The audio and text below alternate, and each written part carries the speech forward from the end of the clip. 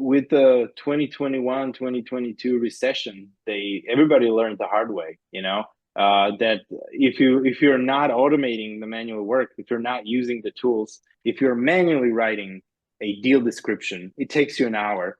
You could have done it with our generator in 1 second, and it would probably be as good as yours, if not better. And you can spend that 1 hour creating more business. You can spend an hour working with clients, closing on deals and things like that.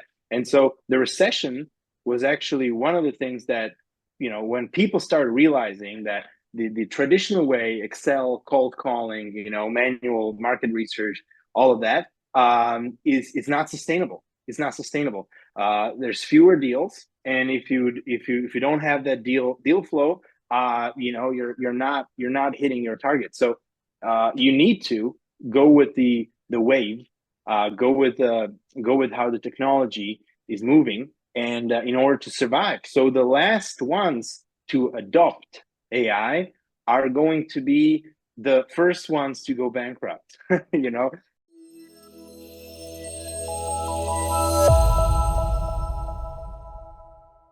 Hi, I'm Adam Gower, founder of GowerCrowd.com, where we help real estate syndicators find more investors. Welcome to the Easy Win AI Real Estate Show, exploring AI's impact on the real estate industry. Each episode offers practical tools, competitive AI strategies, and expert insights. For essential news and updates, visit easywin.ai and sign up for our free newsletter with actionable how-tos like how I added hours to my day by creating this clone of me you're watching and listening to right now. easywin.ai, the only newsletter you need on real estate and AI. All right, that introduction is pretty cool, isn't it? It's not absolutely perfect. And things change very quickly. So hopefully we'll be able to develop a really super precise one at some point. In fact, it's a very similar idea that I discussed with today's guest, Anton Zajac, who is CEO and founder of IntellCRE. And that was, as you're going to hear, I did suggest that we do a demo actually of his platform and put that up on the website. But after we finished talking, he did say, well, the challenge with that is that they are moving so fast and improving the product so quickly that any demo will be basically out of date by the time it's gone through post-production. So go to IntellCRE.com, right? Actually, let me make sure that's exactly the right address before I recommend it. Hold on one sec. IntellCRE.com, that is it. So, and see where they're at the moment. But today, listen to their CEO and founder, who is actually a PhD in, it's not rocket science. It's like way, way beyond rocket science. He does talk about that. It's an absolutely fascinating little clip that you'll hear about during this educational clip that you'll hear about during today's podcast. But the main thrust of the conversation today is how IntellCRE actually solves the problem of harvesting enough information and using that information to underwrite commercial real estate deals across the country. Unbelievable. Nationwide coverage they have in super fast time. And you're also going to discover, as is the main focus of this series of podcasts and YouTube shows at easywin.ai, you are going to get some very specific suggestions for tools, AI tools that you can use immediately after this call to improve your productivity and to add hours to your day, basically. All right, that's it. Turning it over now. Let's have a chat with Anton Zajac, CEO and founder at IntellCRE. Anton, thank you for joining me. I'm glad we were able to get together. Now, I'm going to read something. I'm going to start right at the top here. I'm going to read something from your LinkedIn profile, I think, somewhere anyway, and then I'm going to ask you a simple question. IntellCRE, your company, is the first AI-powered platform that combines over 20 powerful features to help you accurately underwrite real estate deals within seconds.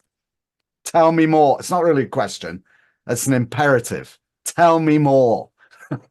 Well, I should start at the beginning. one of our co-founders, Eric von Blucher, and I, we started building a multifamily fund in California a few years ago as an investor and a broker. And right after we started, we actually were running into the same problems that millions of other investors and brokers are running into every day, which has to do with the alarming lack of technology available and tools available. Tools that would be able to automate most of the workflows that investors and brokers have to do every day, all this manual work, and which is causing them to result in the same that it resulted in our case, which is losing deals because you're just drowning in loads of manual work, market research, trying to source the deals manually, trying to wrestle with Excel while all these good deals are just you're missing out on them. So we set to change this. We didn't decide to. We had to, because there were no tools out there that would be intuitive, quick, and really combine all the essential tools that we needed to automate most of our manual work. So that's why we started building this platform. It stands for Intelligent Commercial Real Estate, so IntellCRE, and really just democratizing the tools and the data to all the brokers and investors out there for them to be able to focus on the high level creative work, working with clients, really closing the deals, and not all the nitty gritty and number crunching and the rest of the manual work.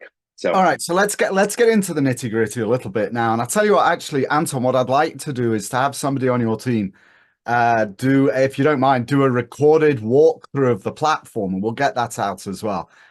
So folk can actually see it in the wild and understand how it works. But tell me then, so what is the nitty gritty? So presumably what you've done is you're consolidating data into your platform that prospects that sponsors, real estate investors can access easily in order to be able to get to intelligent investment decisions very quickly. So can you just explain how that works and what exactly you've put together?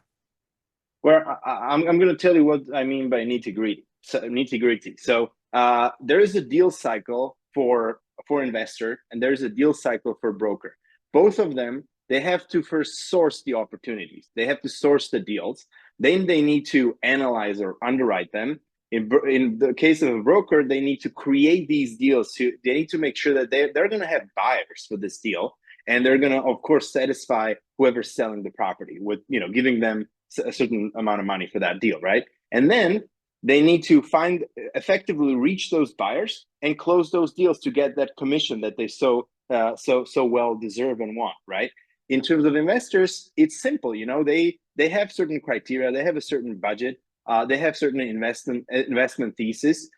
They can like certain parts of certain markets, dislike certain parts, but they just want to get to the best deals out there that are meeting all their criteria, and they want to close on them. So it's as simple as that. And what we're trying to do with the platform is automate this process. And by nitty gritty, I mean everything else than having that decision.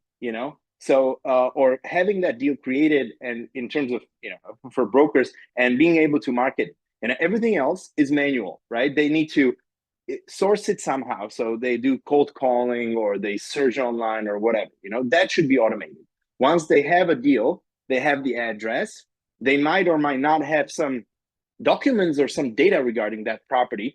And in most cases, they either are chasing after getting those documents, or they're in the unknown, so they have to do a lot of guessing. But either way, they need to somehow get that data, and then once they have it, they need to process it. Usually they use Excel, right? They need to find sales comps, they need to do their market research. All of this can be automated, and all of this we automate.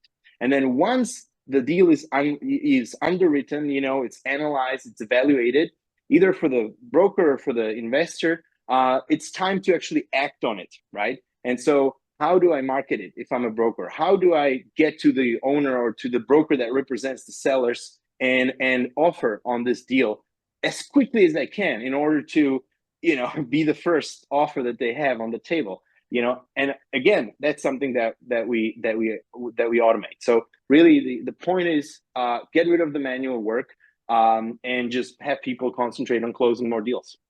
Am I correct in understanding that you are consolidating multiple data sources onto the platform and allowing That's correct. people to essentially chat with it? Is that the AI function essentially? Yes. Can Yeah. you just describe what that means to somebody who doesn't know what it means to chat with data? I know it sounds crazy, but just even Um, start at that level. So you're pulling in what data sources, and then how does somebody communicate with those on your platform?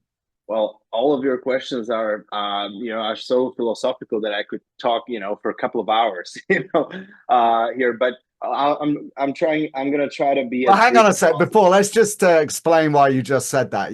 I did actually expect you to have an English accent because you got a PhD from Imperial, didn't you, in London? Yeah. And I got a PhD from University College London, for UCL, actually in London. But so I half expected to have an English accent, not a wacky whatever accent you've got. I'm not really sure. Don't mean to be rude or anything. Well, If it's not an English yeah. accent, it's a wacky accent, as far as I'm concerned. Uh, Well, I spent a couple of years living in London, but I also spent a couple of years living in California.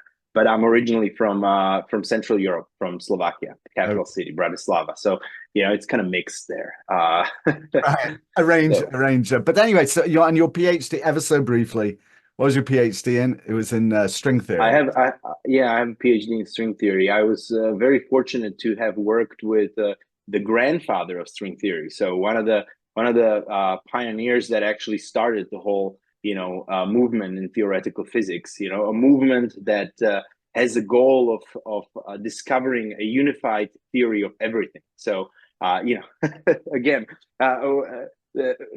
once this universe came into existence, there were four fundamental forces: gravity, strong nuclear force, weak nuclear force, and electromagnetic force. That these are the four fundamental forces that came into existence. All the other forces like friction and whatever, all the other forces that we know are just some manifestations of these four fundamental forces. And there was a guy called Abdus Salam who actually founded the theoretical physics department at Imperial College London. Actually, first Muslim to win a Nobel Prize, and he actually discovered a theory where two of these forces were basically, you can imagine, it's one equation, one simple equation, and it's governing everything we know about electromagnetism and everything we know about weak nuclear force. And so, obviously, this unification was perceived as the ultimate way to pursue in physics, because the guiding principle is find the most beautiful mathematics, the most beautiful framework, and that's going to be the one that describes the reality, right? The ugly, complicated things are not what ends up describing the reality. So people started going in this direction, and soon enough they also joined the third strong nuclear force into something which is called the standard model of particle physics, right? And we're still left with gravity. We still haven't joined gravity into one unified theory, and string theory is the hottest candidate to achieve this. So that's why people are so excited to study string theory, but it's very complicated theory, formulated in 11 dimensions or 25 dimensions, so it's very complicated mathematically, but nevertheless it's the most beautiful discipline and field of study, in my opinion. So that's why I spent some years working on it and publishing some nice papers. But anyways, it was time to actually solve a problem that is out there today, and having kind of penetrated into the real estate industry, and having started this fund and everything, seeing that there was no technology out there, and being very very excited for innovative technology and AI and things like that. I actually it was a natural way to go in this direction, and start building some solution for the underserved real estate market. So Thank you so much for that description of what you did at Imperial. I really appreciate that. It's very interesting. Let's get back to okay, IntellCRE, and yeah, you're going to have to bring it down to kind of early high school level, and yeah, not sure. So string your theory question, PhD level. So my question basically is it. So what I'm interested in understanding is, so this is kind of how I visualize what IntellCRE is and how it works. So please correct me. I've not had a demo yet. We will do one. But my understanding of my guess is that you are pulling various data sources into the platform that investors and brokers normally would have to go to different places to find. And you are giving them an easy interface, almost like, and perhaps very similar to, a chat GPT single line, ask me a question type interface. Now, just explain exactly what it does look like. And what are the inputs, to the extent that you can share? What are the data sources that you're harvesting from in order to provide access to your users?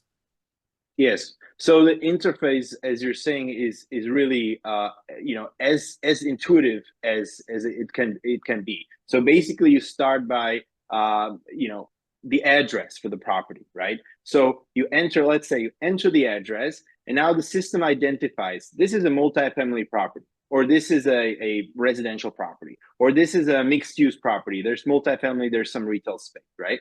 And immediately the system pulls data, including photos, including property characteristics, including last transaction data, last tax assessments, all of that. It pulls that data for the property and it shows it to the user, right?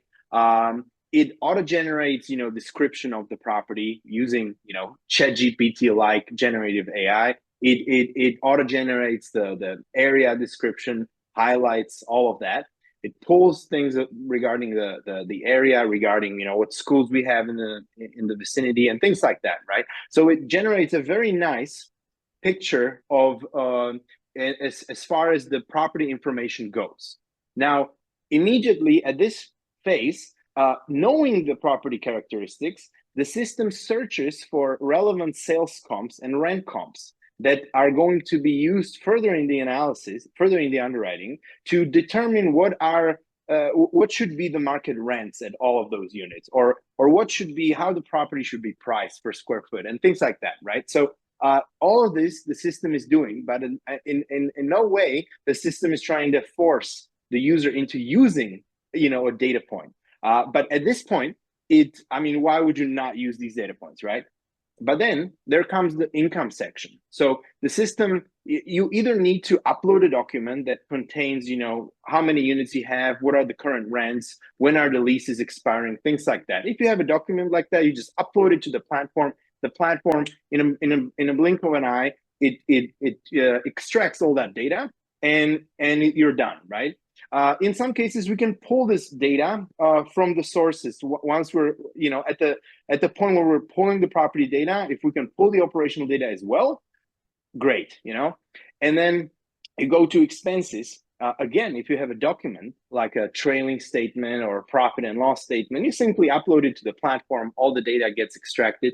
If you don't have it, the platform can actually auto-estimate the expenses for you. So how does this work? Is we can look at various properties in the same neighborhood that were for sale, for which they were offering memorandums or marketing packages somewhere online. And we are basically creating a database and statistically determining how much you should be paying for utilities, how much you should be paying for insurance, how much you should be paying for taxes and things like that. And we use almost hundreds of sources to do this, right? So for taxes, you need to know what is the millage rate in a certain county, what is the percentage of the property that gets assessed for taxes and things like that. And so basically the system is getting all this information from various data sources. Just to mention a few, for the sales comps and for the transactional data, we have integrations with Realtor, Batch Data, Lightbox, Black Knight, who is they are the main source for commercial property data. And so we are combining this plus looking online, to all the public websites you can imagine that, of course, do not require some copyright or something like that. We are very careful about that. And we are combining that data to provide the user with as much information as possible. Now, the users need to know what about the rents? How are they going to grow, right? So we look at the growth that we've been seeing and we suggest a growth rate.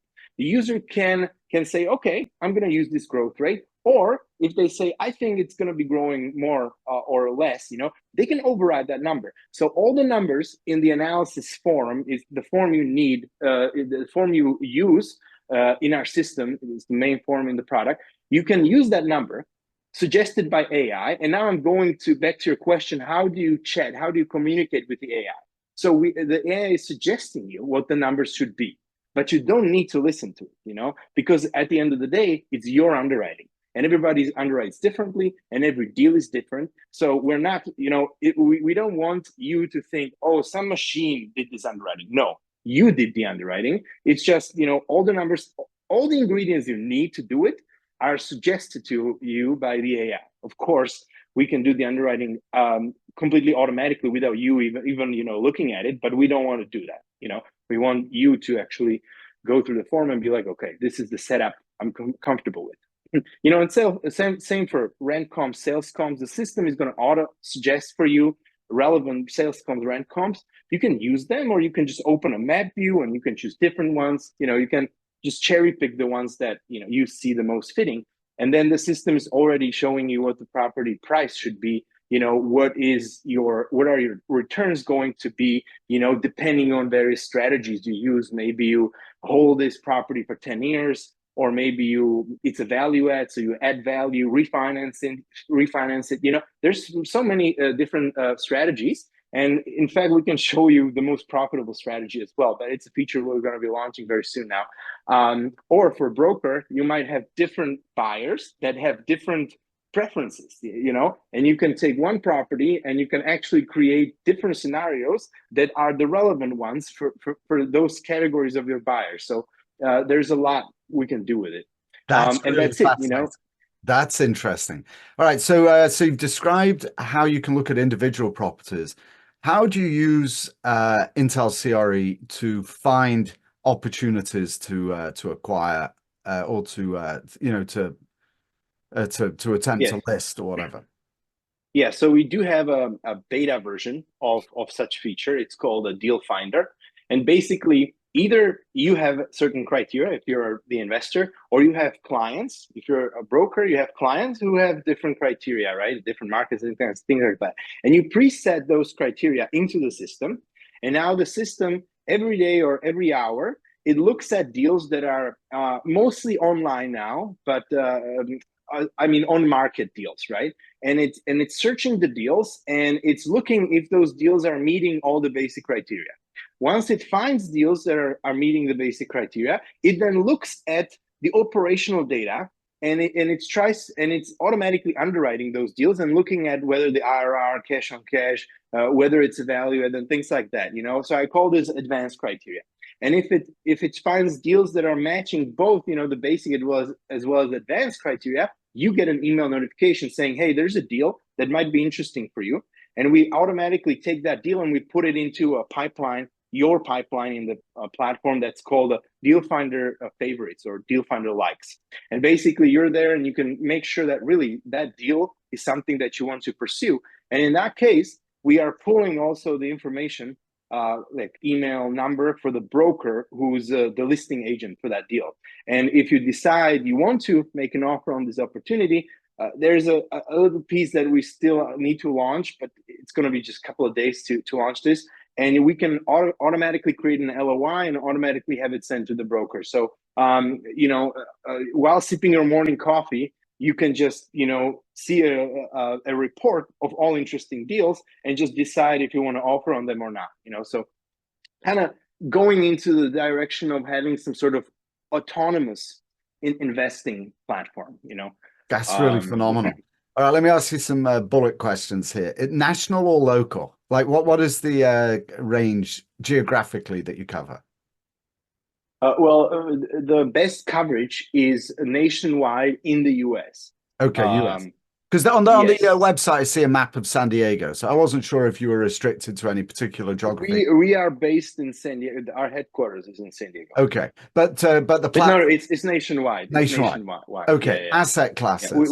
We also have clients in like Canada, South Africa, and also in UK. and in some other places, but we don't have data in those for those markets. So most of those clients they have a different data source that they use for comps in their local market or something like that. And it's very easy to, by the way, use the platform with a with some extra data source or with your own data. The functionality is going to be, well, somehow limited, but still, you can generate packages, you can generate reports, you can analyze deals in the same way as our US customers can. Asset classes. What asset classes do you cover? So we started as being geared mostly towards multifamily, because that's the space we're coming from, and that's most of the deals are multifamily now in the US. But we started expanding to retail, so we already can handle retail, and then some weird asset classes like mobile home parks. We can do because it's the same as retail. And so we're expanding to office, industrial land, hospitality, self-storage. So I guess in the next couple of weeks to months, we will have covered all the basic asset classes. So this means that what I can do is I can put in a search on IntellCRE, search criteria with some pretty specific characteristics, and you will pull opportunities for me nationwide. Yes. Right? Yes. So who are your main competitors? Just trying to get my head around it. It's like does CoStar, for example, have something that's similar that I put in criteria, and if I'm a subscriber, I'll get notifications if something shows up. And how is it different? And just by way of example, and to understand better. Well, I mean, one of CoStar's daughters, LoopNet, you can, if you have an account and if you have a paid account, I think, you can preset some search criteria, but it's going to be just the basic criteria, like in this market or in this city, notify me if there is a new deal that appears on the market that's in the range of 2 to 4 million. So in that case, I think they can send you a notification, but then I'm using, and I used to be using, not just CoStar, but all these subsidiaries of theirs, and you go to LoopNet, and then you're like, okay, so this deal, I like the photo, I like the neighborhood. Now let me underwrite it, right? And that's where you get stuck, because there's no data for that deal. So the best you can do is to leave a voicemail, call, and then obviously you have to, because they don't pick up, leave a voicemail to some broker, and then wait for a week until they get back to you. So that's the usual situation. Now back to the more general context of your question, competition. So I would say that you can find some a lot of simple property calculators out there. So you enter the price of the property, you enter the net operating income, and these calculators calculate the cap rate for you. Wow. Or there is a couple of tools that are in the category of Excel populating tools. Now, what I mean by that is you manually provide information for your rent and all the other data points, and then these tools, they take these numbers and they populate some Excel template, some 1 or 2 standard Excel templates that they have available, and they populate it with the numbers that you enter, and that's the result. So it's kind of like I guess streamlining using somebody else's Excel template in a way, but that's it. But in terms of like fully fledged AI platforms like IntellCRE, I'm not aware of many that would be out there. Anton, sorry to interrupt. No problem. Can you share any kind of case studies or success stories where IntellCRE has significantly impacted a client's investment decisions? Kind of give us an actual example, if you would, before we start. I mean, there's many that we have. The one that I like the most, we've been working with this investment firm. It's probably a team of 15 people, and they're managing, or under their management they have I think a couple of thousand units, and they were basically on a crossroads.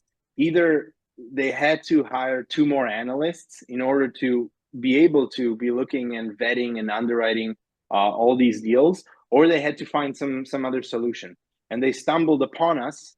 And sure enough, now they have their EAs doing all the underwriting, because you can configure the system in such a way that you don't need an expert, and you can make sure that all the underwritings are going to be up to your standards, up to your desired accuracy. So instead of hiring those two analysts, they're paying $200 per month.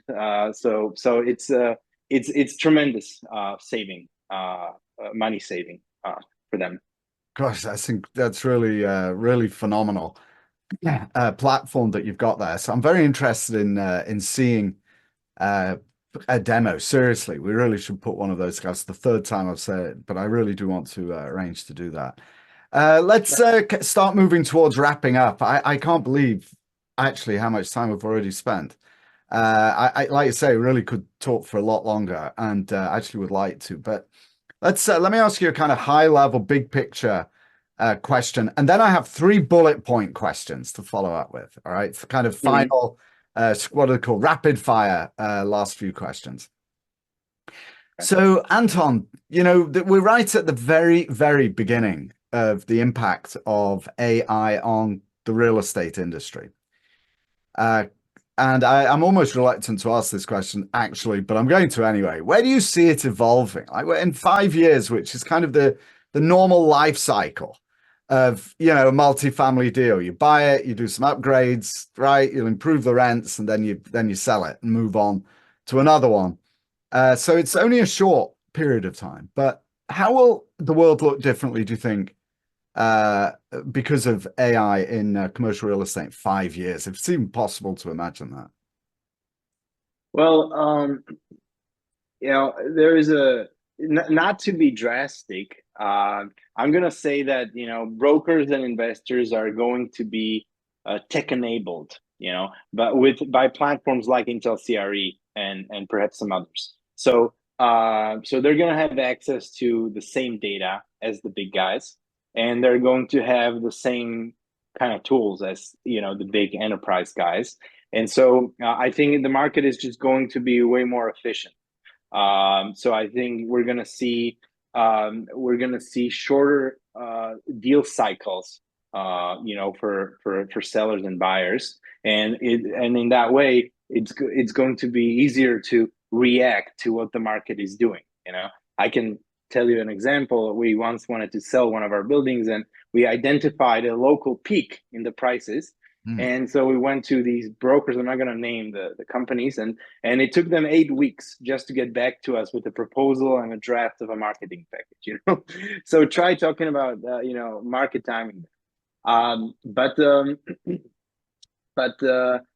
yeah, that's what I'm going to say. That those who are doing CRE deals are going to be tech enabled. I'm not going to say that there's going to be some marketplace created where buyers and sellers are going to be matched with an AI, and hence causing some or exerting some pressure on the brokerage community to lower the commissions, because it's going to be, once you're getting matched in some sort of virtual marketplace, there's the role of a broker, those two brokers, because you need one to represent the buyer and the one represent the seller. Those roles are going to be kind of pushed back a little bit. Okay, so let me ask you something. So one of the fundamental ways that people make money in real estate is because there is imperfect knowledge in the industry, right? Imperfect.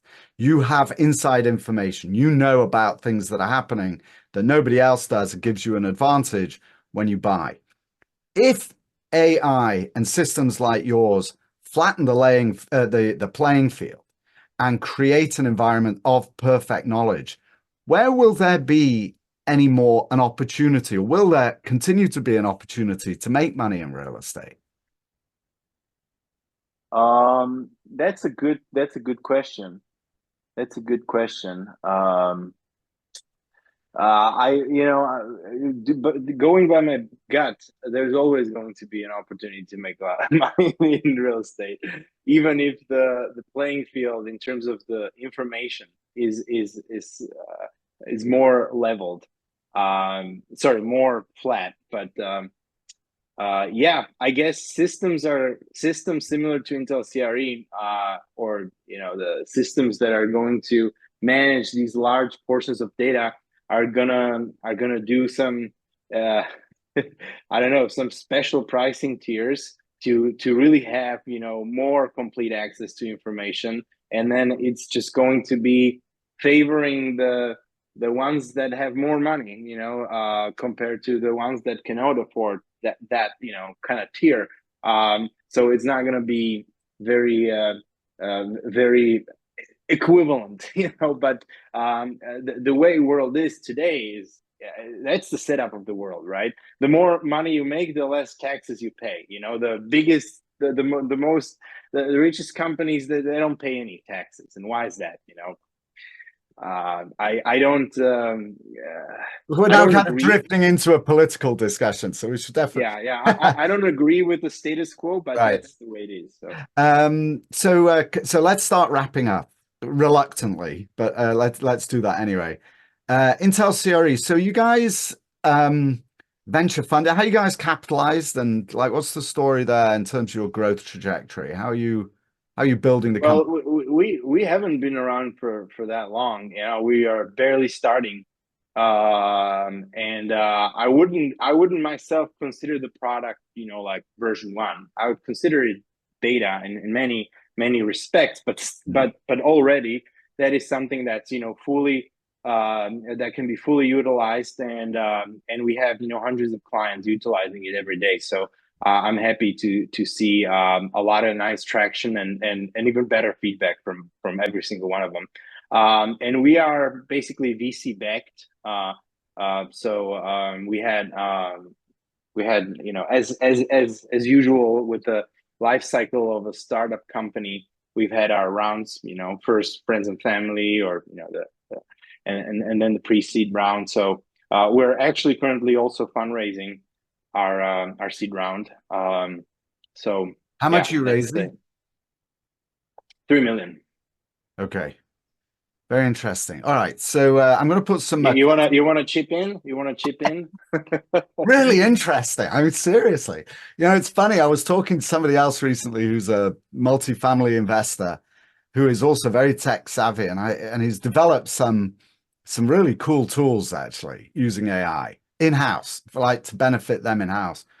And I'm going to say, if anyone listening to this podcast is going to hear me say this twice, but I said to him, why are you bothering to raise money for multifamily investing when there is so much to be made with the tools that you've been developing to help multifamily investors in house? I mean, Yeah, thousands of times the return on your investment versus 2x in 5 years. So why is that exciting with all the liability that comes with it and the headaches? What, yeah, because you put a bit of money in, you could, just the anyway, a whole different discussion. Let me I wrap up. agree. Yeah, I would like to know more about your round, actually. So maybe afterwards, you're very correspondent with emails. I really appreciate it. So let's send me some details. I'll put it up on the page, and I'll also have a quick look at it as well before anybody else does. Right. So, but you'll be able to find that on the podcast page at garrowcrowd.com. And let me ask you three final questions, just rapid round final questions. So, tell me, what are your thoughts on why real estate professionals should be paying attention to AI today? Well, because with the 2021, 2022 recession, everybody learned the hard way. that if you're not automating the manual work, if you're not using the tools, if you're manually writing a deal description, it takes you an hour. You could have done it with our generator in 1 second, and it would probably be as good as yours, if not better. And you can spend that 1 hour creating more business. You can spend an hour working with clients, closing on deals and things like that. And so the recession was actually one of the things that when people started realizing that the traditional way, Excel, cold calling, manual market research, all of that is not sustainable. It's not sustainable. There's fewer deals, and if you don't have that deal flow, you're not hitting your target. So you need to go with the wave, go with how the technology is moving, and in order to survive. So the last ones to adopt AI are going to be the first ones to go bankrupt. And so it's just something I that love that. I have is happening. just, I shouldn't interrupt, but the last ones to adopt AI will be the first to go bankrupt. That is an extraordinary sentence. There's just so much truth to that. Let me ask you a practical question. So this show is called the Easy Win AI Real Estate Show. And the point is that what I'm trying to do is to help people adopt AI, but one little bit at a time, because it is actually really, really overwhelming, right? You look at anything out there and it's just like, where do you even start? Even if you open up ChatGPT, I don't even know how to put in a prompt. I mean, I do because I've figured it out. But the first step is like, how do you figure this stuff out? So my question is like this for the listeners, something that is really, how do you use AI on a daily basis? And I don't mean coding or anything like that. How do you, like, what tools do you use? Well, probably more than I'm aware of. More than I'm aware of.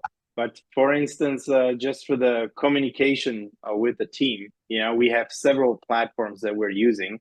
Unfortunately, there isn't a one that would, cover everything that we need to. And it's actually, going through our conversations that we have, either support tickets or just ideas that we're sharing. And it's actually creating a kind of like an action plan or suggestions for the product roadmap even. So that's one example. What tool is that? Another What is is that? What is that tool that you use? Notion. Oh, okay. Right. Notion. Very good. I started Yeah. using that. All right. Another one. Well, Slack. Almost all the tools that we use for communication do have some sort of AI functionality. There are these read or fireflies, right, that we can sometimes attach to calls, and then it's basically just creating a transcript and really creating some sort of action points to then go over after the call, with the team and things like that. So there's so many examples that I don't even know which ones to pick. All right. Let me ask you the last question then. So if you could pick one, just one easy win that listeners could, when they finish listening to this podcast, they can open up their computer or their phone and try something for the first time, just an easy win using AI. What would you recommend? What would come to mind that you could Well, try? does it have to be different from IntellCRE? No, actually, it really doesn't. So how would they start with that? If they are into investing, or either if they're on the brokerage or investing side, or even lending side, I would advise to try out IntellCRE. It's free to jump on the trial. But if it has to be something else, I guess ChatGPT might be a good example, because it's in a form of a chatbot, right? So it's kind of natural to ask questions and get answers to them. So what would be a cool use of ChatGPT that a listener may not? Well, I mean, the easiest thing, they want to write an email, and they want it to make it succinct and witty sounding or something like that. You just copy the text you wrote in that email. You put it into ChatGPT, ChatGPT.com, and you put the text there and say, rewrite this in a more space saving way, or rewrite this in a more professional way, and it just gives you something like that. So that's an easy experiment to do with an An AI. easy win. I will actually share with you another easy win. I'm going to get back to your website. I actually tried that with a deal memo. So we had a deal memo from a client, right? So it's what it 20 pages of walking through and said, give me 3 emails, sequential emails that can go out to launch this deal. Anton, it was instant and really, really superb. I mean, really, really first class. It's stuff that I've spent the last 10 years personally writing. Like you say, an hour of work and constantly you read the document, you got to get under the skin. Boom, instantly done. Minor edits and basically move on to the next thing. Extraordinary. Your easy win with IntellCRE. I don't want to gloss over that. On the website, if you go there, it looks like you've got an enter property address button here that says if you put in the property address, hit the analyze button, and well, go and try it, see what pops up.